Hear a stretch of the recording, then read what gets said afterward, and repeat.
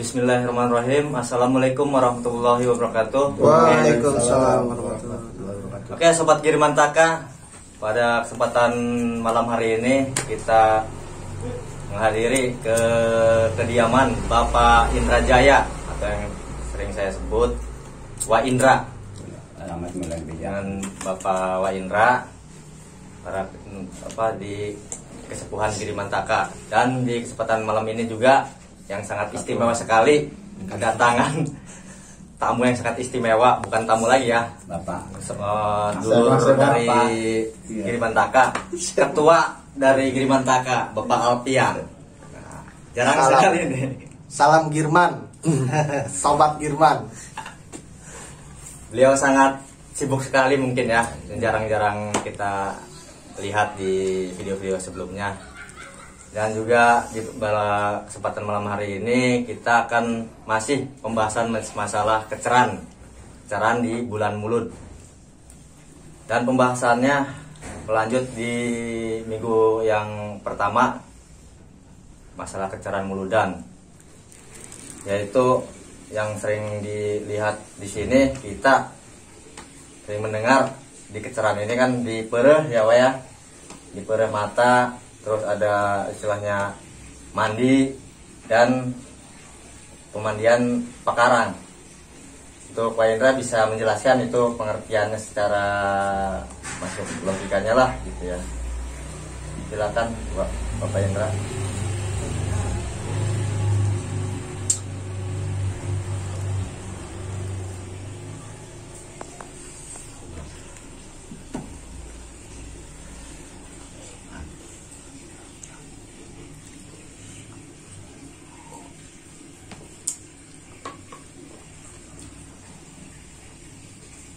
Ini masalah mandi dulu ya. Iya.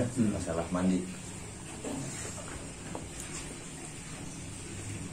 Kami di sini, Assalamualaikum warahmatullahi wabarakatuh. Waalaikumsalam warahmatullahi wabarakatuh. Kami di sini dengan rekan-rekan akan membahas masalah tiap-tiap artinya malam 12 Mulud kami suka mengadakan ritual.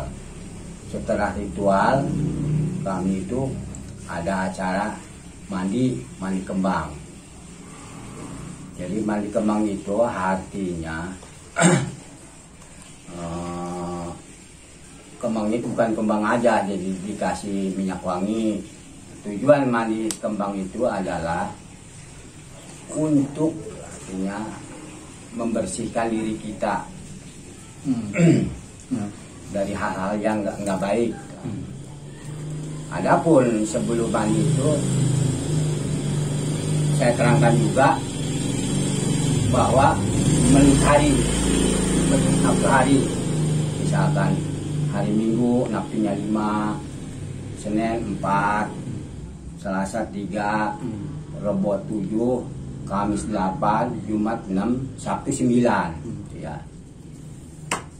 Seterusnya apa sarananya?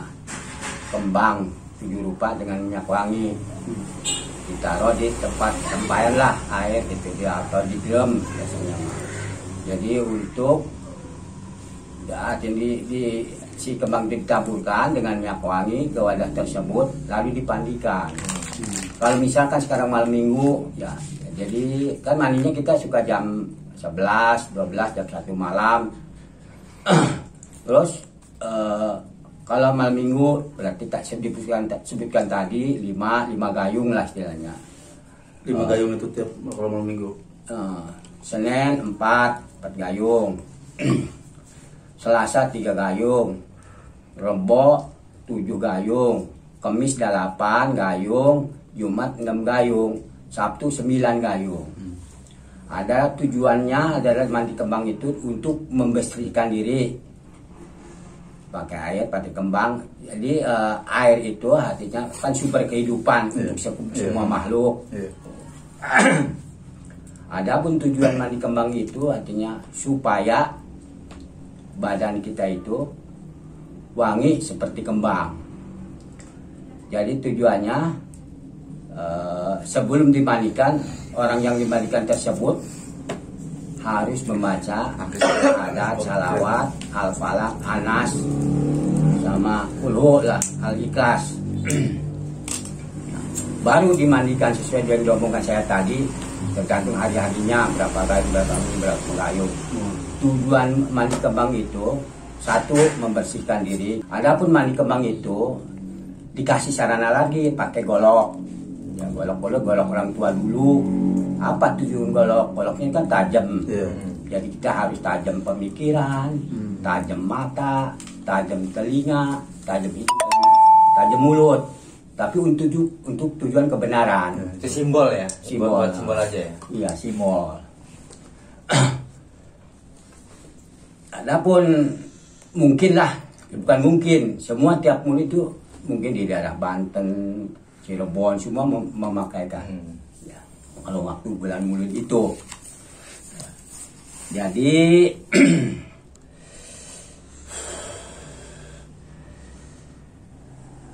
orang-orang yang datang ke saya itu bukan yang punya, bukan grup Girimantaka saja yang suka mandi, orang luar juga ada. Karena apa? Mungkin dia senang ngelihatnya, senang. Padahal dia itu nggak tahu apa-apa. Tapi kita jangan menolak kalau orang ikut mandi. Jadi boleh ya orang luar? Boleh, orang luar boleh mandi. Gitu. Dan di situ kami juga bertanya dulu sama rekan-rekan yang mau mandi, baik grup Girimantaka, baik di luar Girimantaka, apa saudara itu punya pegangan seperti susuk, nah, ya, untuk anti kekebalan segala macam, ditanya dulu.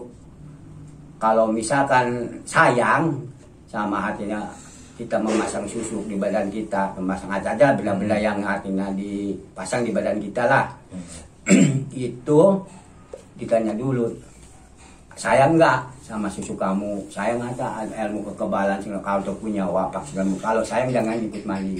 Berarti buat dibersihkan ya? Dibersihkan. Gitu. Jadi jangan sampai, taruhlah kita menurut paham orang tua, kami juga meyakinkan paham orang tua, janganlah memegang-megang benda-benda atau ilmu-ilmu yang nggak benar untuk grup Girimantaka. Disuruh benar, jangan sampai nggak sholat, nggak macem. Sholat wajib 5 waktu, harus diwajibkan sebagai kita umat Islam.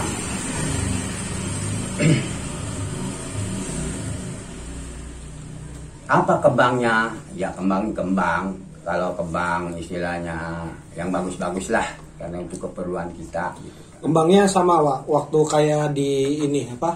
Di Palen. Sama juga. Sama juga.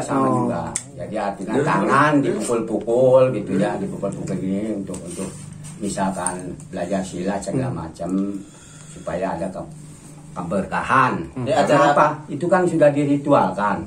Acara kecerahan itu juga ada palean ya, Pak? Ada ya? Ada. Gitu. Nah, sekarang lari ke masalah kecerahan. Bentar Pak, untuk terkait kembang, nah di situ ada 7 rupa. Nah itu kembang itu ada syarat dan apa ya? Ya kalau emang misalkan kembang, ya betul, kembang kertas gitu kan, biasanya apa kembang melati, apa kembang mawar. Nah itu ada khususnya nggak gitu? Apakah semua kembang itu kita comot 7 rupa, ya kan? Nah itu sebagai syaratnya aja, apa bentuknya seperti apa kembang yang disyaratkannya itu loh?